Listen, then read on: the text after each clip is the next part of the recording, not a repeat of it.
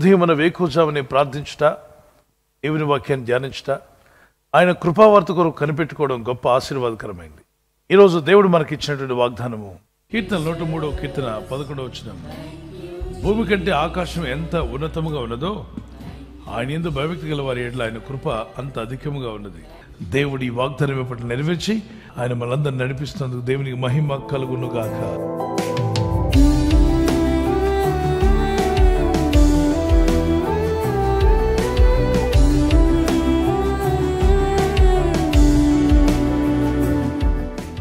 ఆయన యందు భయభక్తి గల వారి ఎడల ఆయన కృప అధికముగా ఉన్నది.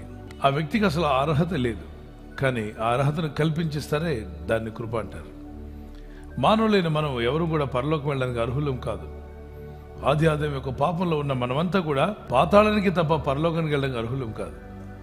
మరి పరలోకానికి వెళ్ళడానికి అర్హులు కానీ మనలను అర్హులుగా మార్చడానికి ఈ లోకానికి యేసయ్య వచ్చి తన రక్తమును కాచి ప్రాణం పెట్టి మన స్థానం ఆయన తీసుకుని ఆయన స్థానం మనకివ్వడమే కృప. ఎవరు ఆ పని చేయలేరు ప్రపంచంలో. ఆయన మరణించింది శిలువలో, సిలువ కొట్టబడింది ఆయన శాపాల కోసం కాదు, మన శాపాలు తీసివేయడానికి. ఆయన గాయపరచబడింది ఆయన రోగాల కొరకు కాదు, మన రోగాలు తీసివేయడానికి. కృప అనేది మన రక్షణలో నడిపిస్తుంది. 2 దినవృత్తాంతంలో 1:8 వచనం. దావీదు కృపను పొందినవాడై దేవునికి ఇష్టంగా బతికాడు, తగ్గించుకున్నాడు, దేవుని ఆరాధించాడు, కృప పొందుకున్నాడు దేవుని ఎదురునండి. గొర్రెల కాపరి దేశానికి రాజుగా మారాడు. ఎలా పొందగలవు ఈ దేవుని కృప? దీనులై ఉండటం ద్వారా దేవుని కృప పొందగలవు. క్రీస్తులో సంపూర్ణులకు ప్రయత్నించినప్పుడు ఆయన పరిపూర్ణతలో నుండి మనమందరము కృప వెంబడి కృప పొందుకునే కృప దేవుడు అనుగ్రహిస్తాను వాగ్దానం చేశాడు. ఆమేన్. ప్రభు, నేను నా కుటుంబం క్రీస్తు నందు వేరుపారి ఆ సంపూర్ణతలోకి రావాలని ఆశ ఎప్పుడైతే ఉంటుందో, బైబిల్ చదవాలి, ప్రార్థన చేయాలి, దేవునికి ఇష్టంగా బతకాలి, దేవుని మహిమపరచాలి, నా బ్రతుకులో నా దేవుని సంతోషపరచాలి అని టార్గెట్ పెట్టుకుంటారే వాళ్ళకి ఎక్కువ కృప ఇస్తాడు దేవుడు. చాలా కాలం కిందట యెహోవా నాకు ప్రత్యక్షమై ఇట్లా, నేను శాశ్వతమైన ప్రేమతో నేను ప్రేమించున్నాను కనుక విడువక నీ ఎడల కృప చూపించున్నాను. ఇర్మియా గ్రంథం 31:3 విడువక నీ ఎడల ఏం చూపిస్తున్నాడ? కృప చూపిస్తున్నాడు. పిల్లలు మనల్ని విడవకుండా దేవుడు కృప చూపిస్తున్నాడు. ఇబ్బందులు కష్టాలు వచ్చినప్పుడు విడవలేదు, ఎన్నో శోధన ప్రమాదాలు వస్తున్నప్పుడు విడవకుండా ఆయన కృప చూపిస్తూనే ఉన్నాడు. దేవునికి స్తోత్రం చెల్లిద్దాం. కృప నుండి కృపలో శాశ్వతమైన కృపలో ఒక కీర్తన పాడుకున్నాం.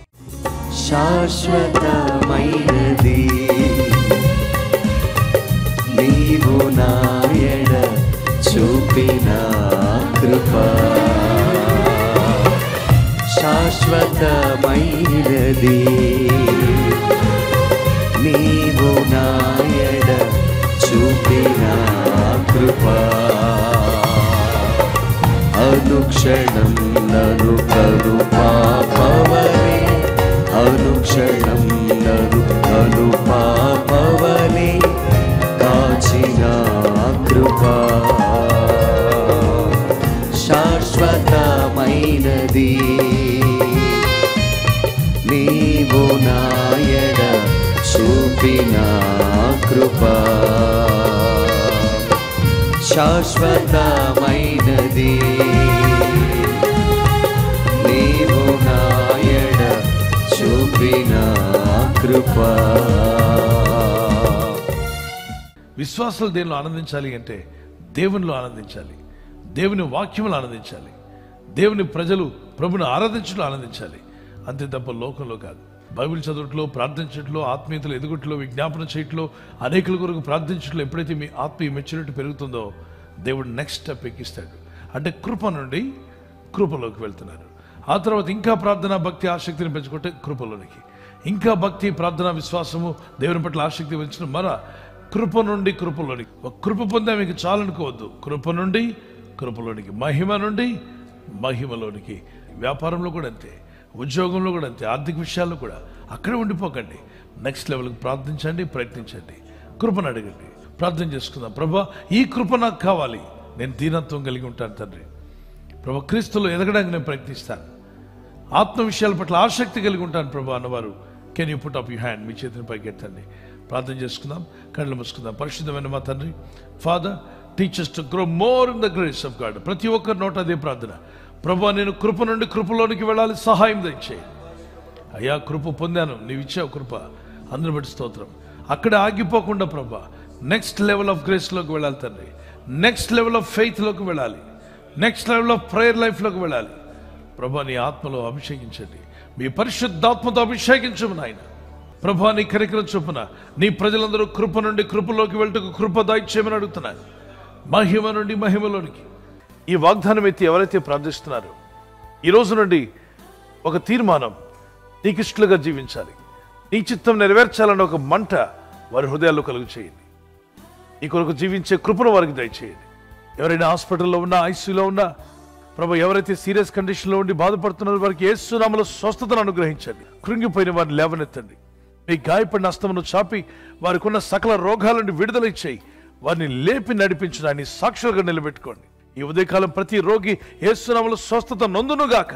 తండ్రి, ఈ దినం ఎవరైతే ప్రయాణమై వెళ్ళబోతున్నారో అది రైలు మార్గమైనా, ఆకాశ మార్గమైనా, బస్సుల్లో, వాహనాల్లో ఎక్కడ ప్రయాణం చేస్తున్నా, రోడ్డు మార్గంలో ఏ వాహనంలో వారు ప్రయాణం చేస్తున్నా, నీ ప్రజలకు కాపాడే దూతలను పంపండి. ఉదయం బయలుదేరి సాయంకాలం ఇంటికి వచ్చేంత వరకు నీ కాపుదల, కాపాడే దూతల యొక్క సహాయము నీ ప్రజలకు దయచేయమని అడుగుతున్నాను. ఈరోజు ప్రార్థించి ప్రయత్నించబోతున్న శంకుస్థాపన అయిన, గృహప్రవేశమైన, ఒక బిజినెస్ ప్రారంభిస్తున్నా, ఉద్యోగ ప్రారంభానికి వెళ్తున్నా, ఒక మంచి కార్యక్రమాన్ని ప్రారంభిస్తుండగా, నేను వారి బిడ్డల వివాహం కొరకు ప్రయత్నాలు చేస్తుండగా వారు చేస్తున్న ప్రయత్నాలు ఫలించలాగున మీ దూతలకు ఆజ్ఞాపించండి. మొదట్లో నా స్థితి చాలా కొద్దిగా ఉండింది, తురుదను మహా అభివృద్ధిలో దేవుడిని నడిపించాడని దేవుని సాక్ష్యం ఇచ్చే మిరకల్స్ మీ పట్ల, మీ కుటుంబం పట్ల యేసయ్య జరిగించి ఆయన మహిమ పొందునుగాక. నజరుడైన యేసుక్రీస్తు పరిశుద్ధ నామములో అడిగి వేడుకొనుచున్నాను నా పరలోకపు తండ్రి. ఆమేన్. God bless you.